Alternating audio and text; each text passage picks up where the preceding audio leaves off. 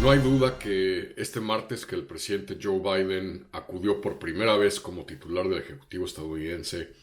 a la sede de las Naciones Unidas en Nueva York para dar su primer discurso como presidente ante la Asamblea General de Naciones Unidas que arrancó este martes, debe haber estado pensando o debe haber estado apostando a que su discurso de alguna manera diese una vuelta de página a lo que ha sido un verano de enorme turbulencia para la diplomacia estadounidense y para la política exterior del presidente Biden. Si pensamos en todo lo que ha ocurrido en las últimas semanas, sobre todo a partir de agosto, un mes marcado ciertamente por la caótica instrumentación de el repliegue, el retiro estadounidense de Afganistán, junto con la toma vertiginosa del país por parte de los talibanes, y pues un tema que además generó tanto entre tirios como troyanos, y los críticos como los que apoyan al presidente, enorme angustia, enorme debate, fisuras con los aliados europeos que argumentan no haber sido consultados con respecto a la hoja de ruta que la administración Biden finalmente decidió tomar para salir del país.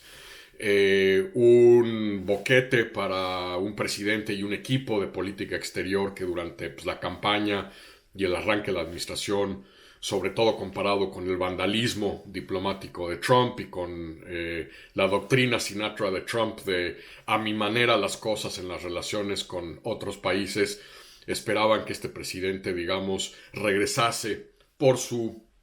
enorme experiencia, por la labor que él desempeñó desde el Senado, de reabrir, profundizar las consultas con los aliados europeos de la OTAN,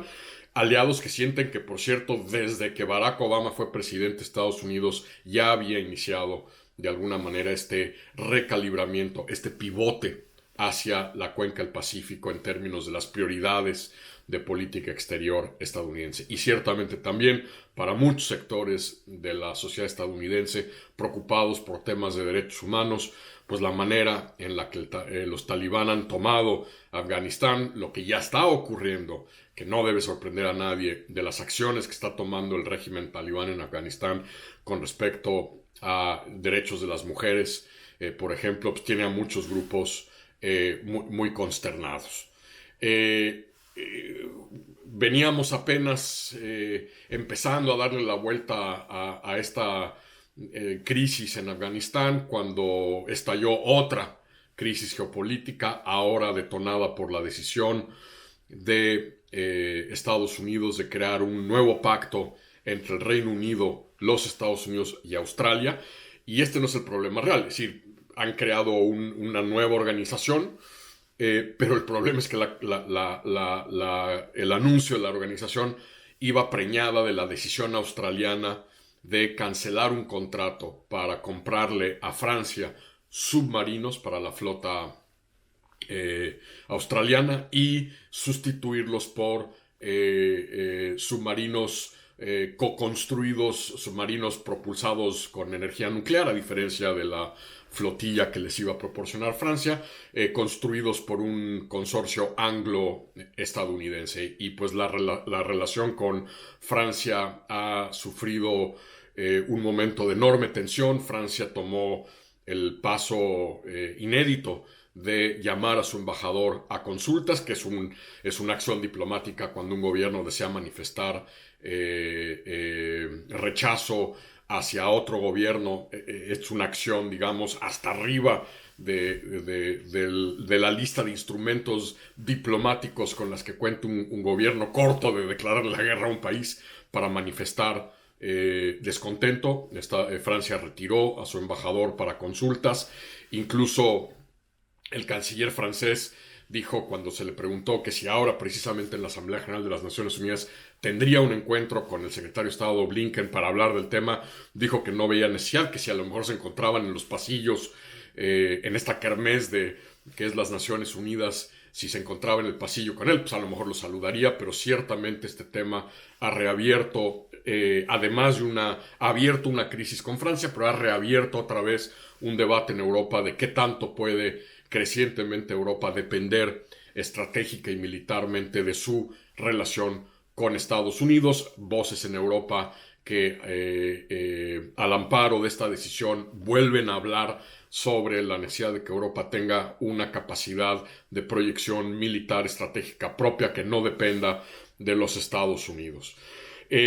A los pocos días de esta crisis estalló otra crisis más, una crisis que venía ya en ebullición desde hace tiempo con estos grandes flujos de migración haitiana a Estados Unidos, ahora crecientemente a través del territorio mexicano, sobre todo después del terremoto, sobre todo también después del asesinato del presidente haitiano, y esto se ha convertido primero en una señal más de que Biden, quien hizo campaña para revertir estas políticas antiinmigrantes nocivas que tanto daño le hicieron a la percepción, a la imagen de Estados Unidos en el mundo, pues hoy en alguna medida está replicando muchas de estas políticas, volando haitianos directamente a la frontera de regreso a Haití, y el problema que esto le genera al presidente es que